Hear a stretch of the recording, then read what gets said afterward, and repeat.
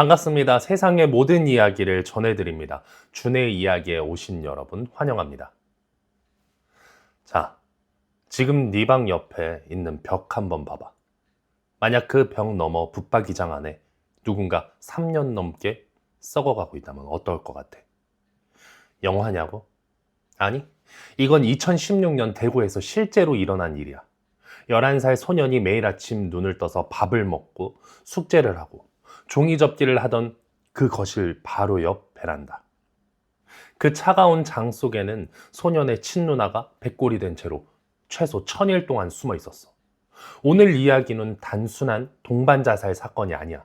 한 여자의 삐뚤어진 집착이 어떻게 가족을 살아있는 무덤으로 만들었는지, 그 지독하고 소름 돋는 기록을 파헤쳐 볼게. 이건 진짜 끝까지 들어야 돼.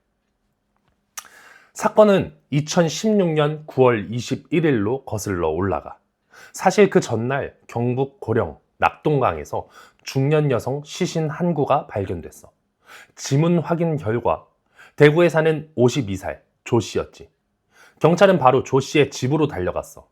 사망 소식을 알리고 유족을 확인해야 하니까. 근데 이상해. 집 문을 아무리 두드려도 대답이 없어. 이웃들한테 물어보니까 그 집 아들이랑 엄마가 며칠 전부터 안 보인다는 거야. 게다가 정민이가 다니던 학교에서 연락이 와. 애가 일주일째 무단결석 중입니다. 사망한 엄마, 실종된 아들, 그리고 굳게 닫힌 문. 경찰은 직감했어. 이 안에 누군가가 더 있거나 결정적인 단서가 있다. 결국 법적 절차에 따라 열쇠 수리공을 불러서 문을 강제로 개방하게 돼.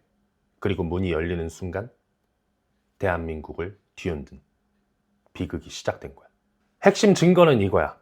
도시가스 0, 그리고 설골 골절. 경찰이 집 안으로 들어가자마자 훅 끼쳐오는 건 썩은 냄새였어. 발원지는 베란다 끝 붙박이장. 문틈마다 투명 테이프가 칭칭 감겨서 완전히 밀봉돼 있었지. 테이프를 뜯고 문을 열자마자 툭 떨어진 종이 상자 하나.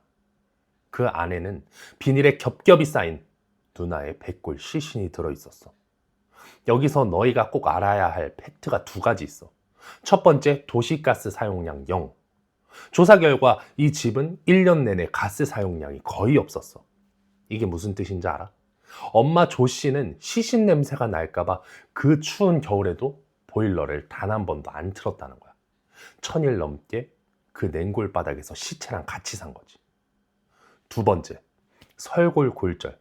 국가수 부검에서 누나의 유골 중 목불뼈, 즉 설골이 부러진 흔적이 발견됐어. 이건 진짜 중요한 건데, 설골 골절은 보통 목이 졸려서 살해당했을 때 나타나는 전형적인 증상이거든. 물론 시신이 너무 썩어서 자연 발생할 가능성도 완전히 배제하진 못했지만 누군가 누나를 살해했을 가능성도 있다는 뜻이야. 이 지독한 집안에서 도대체 무슨 일이 있었던 걸까? 자, 이제 이 가족의 마지막을 타임라인 순으로 정확히 짚어볼게. 9월 9일, 정민이가 마지막으로 학교를 등교한 날이야. 이후에 집에서 은둔 생활을 시작하지. 9월 15일, 아파트 CCTV에 모자가 찍혀. 정민이는 고개를 푹 숙이고 엄마 뒤를 따라가. 이게 세상과 소통한 마지막 순간이야. 15일 밤, 모자는 택시와 버스를 갈아타고 팔달교로 가. 그리고 낙동강 상류에서 종적을 감춰. 9월 20일, 엄마 조 씨의 시신이 먼저 발견돼. 그리고 9월 28일, 일주일 뒤에 정민이의 시신도 사문진교 하류에서 떠올라. 외출할 때 입었던 그 파란 소매 티셔츠 그대로였지. 엄마 조 씨는 왜 하필 팔달교로 갔을까? 전문가들은 조 씨가 예전부터 그 장소를 동반자살의 종착지로 계획했을 거라고 봐. 죽으러 가는 길조차 치밀하게 설계된 여행이었던 거야. 이제 사라진 11살 정민이의 행방을 쫓아보자.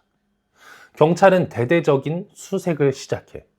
헬기를 띄우고 수중 탐색팀을 투입했지. 하지만 정민이는 보이지 않았어.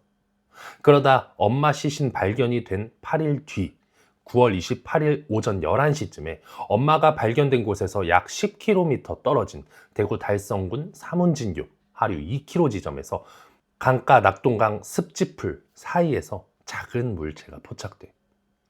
가서 보니 11살 정민이었어. 며칠 전 엄마와 집을 나설 때 입었던 그 파란색 소매 티셔츠와 반바지 그대로였지. 시신은 부패가 심했지만 외상은 없었어. 국가수 부검 결과 사인은 익사, 즉 엄마를 따라 살아있는 채로 강물에 뛰어들었다는 거야. 엄마는 왜 아이를 데리고 그 먼 팔달교까지 가서 버스를 타고 다시 낙동강 상류까지 걸어 들어갔을까? 이건 단순한 사고가 아니라 철저히 계산된 동반 자살의 종착지였던 거지. 경찰이 식탁 위에서 정민이가 쓴 유서를 찾아냈어. 유서 내용은 내가 죽거든 십자수랑 종이접기 책을 가난한 사람들에게 나눠주세요. 11살 아이가 쓴 유서라고 하기엔 너무나 차분해. 정민이는 이미 오래전부터 엄마의 죽음 계획에 세뇌됐을 가능성이 커. 엄마는 정민이에게 아마 이제 우리 누나 곁으로 가자 이렇게 매일 말하진 않았을까. 정민이한테 엄마는 신이었고 세상이었으니까. 엄마가 강물에 뛰어들자고 했을 때 아이는 반항 한번 못하고 내 종이접기 책을 나눠달라는 말만 남기고 따라간 거야. 1000일 동안 시체와 살았던 아이에게 죽음은 오히려 평온한 안식이었을지도 모르겠네.